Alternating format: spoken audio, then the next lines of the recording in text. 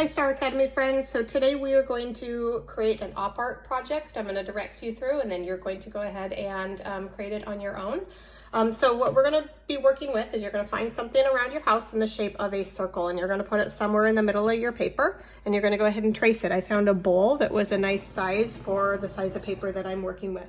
So I'm going to go ahead and trace the bowl first. And we're creating a op art project. So op art stands for optical art, and optical refers to the eye. So basically for this project, we're going to create the illusion that this circle becomes a sphere and is popping off of the page. So that's the illusion that's being created. So the first thing that we're going to need to do this is we're going to need to make a series of lines. So the way that we make the lines in the curving pattern is what will give the illusion that it's standing off of the page. So you can either use a ruler for this first set of lines or you can just free sketch it. So I'm just going to go ahead and sketch. I'm going to start by making what looks like a cross or a T down the middle of the paper. Then what I'm going to do to get my curving lines is I'm going to start at the top and work my way down to the bottom, making 3 sets of lines on the right and then repeating that over on the left. So create my first set of lines. I like to make it like maybe 1 or 2 finger spaces apart. Second set of lines. The goal is to try and space them out kind of equally, the best that you can. So I did 3 lines, which created 4 different spaces. I'm going to repeat the same thing over on the other side of the paper. So 1, 2, 3 sets of lines. Okay, now what you're going to do is you're going to rotate your paper into vertical orientation, and you're going to do the same thing. It becomes a little bit trickier because you have these lines running in horizontally, but you're going to repeat the same thing. So starting at the top and using the bottom as your guide, I'm going to go ahead and create 1, 2, 3 curving lines that follow the outside contour shape on the right. And then I'm going to go ahead and repeat that on the left. 1, 2,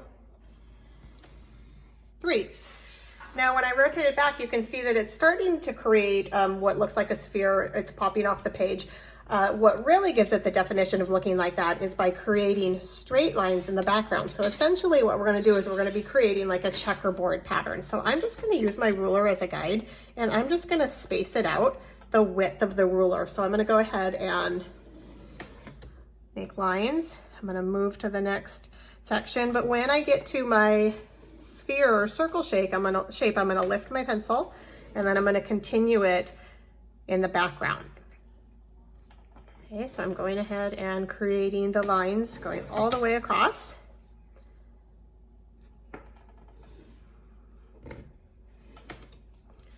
And then what I'll need to do to create the checkerboard pattern when I'm done creating these lines or drawing these lines is I'll need to rotate my paper and have the lines running in the other direction. Okay, so then I need to rotate my paper and I need to have the lines running in the other direction to create the checkerboard. Now where this project gets fun is when you go to add your color pattern, you're working in a checkerboard pattern, so you're really coloring in every other section. You can leave part of it black and white if you want, so you can just color black in every other section and then leave the alternating sections white, so it's like a true black and white checkerboard pattern. Or you can do something a little bit different and color in one section one color and another section another color, so the entire paper is filled with color but still in the alternating pattern. Okay, I'm almost done creating these lines. I'll show you a bit of how to create the color. So working in the checkerboard pattern, if you are working at a table, it's a good idea to put something underneath your work. I'm working at my art desk, so it's okay for my art desk to get the Sharpie the outside of it. So working in an alternating pattern, a good idea to go is to start and work row by row. So since I colored in this section black, I'm going to leave that one remaining white. I'm going to go in and color in the next section black and work in that pattern. So I can show you quickly a little bit of a guide of how you can block it out in your mind if you want to. So you can go like this. Now when I get down to my second row, I'm going to leave that one white since this one is above it is black, and now I'm going to alternate. Okay, and then I'll go back.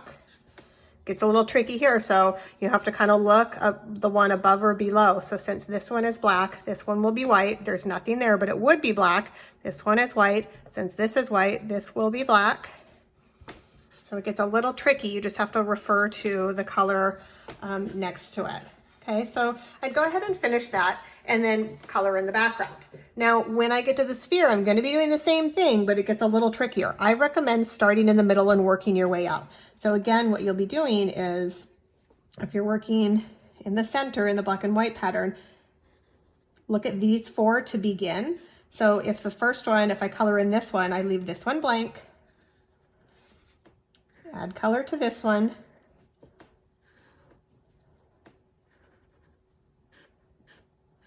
okay, so you can either go this way and work your way across and down. It gets a little tricky though as you get to the end, but when you are done, you have created a black and white or a checkerboard pattern.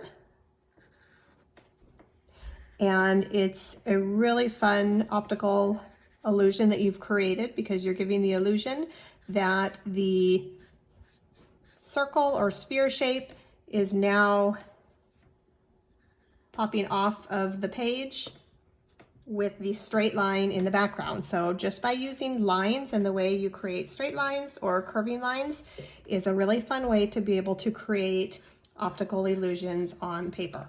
I hope you have fun with this, and I can't wait to see your final products in our Zoom meeting.